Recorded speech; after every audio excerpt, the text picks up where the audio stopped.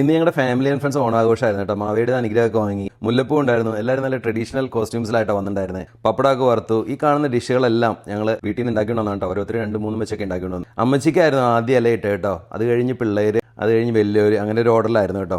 പിന്നെ ഇതിൻ്റെ ഒരു ഗ്യാപ്പിലേ ജോസേട്ടൻ്റെ ഒരു അടിപൊളി കഥാപ്രസംഗം ഉണ്ടായിരുന്നു കേട്ടോ. എല്ലാവരും ശരിക്കും എൻജോയ് ചെയ്തു. അത് കഴിഞ്ഞ് സ്ത്രീജനങ്ങൾക്ക് നമ്മുടെ പുരുഷന്മാരെല്ലാവരും കൂടെ വിളമ്പി കൊടുത്തിട്ടോ. അപ്പോഴേക്കും നമ്മുടെ മാവേലി ക്ഷീണം കാരണം വീണു. ഇത്രയും ദൂരമൊക്കെ സഞ്ചരിച്ച് വന്നതല്ലേ. പിന്നെ ഞങ്ങൾ എല്ലാവരും കൂടെ ഭക്ഷണം കഴിക്കാനായിട്ടിരുന്നു.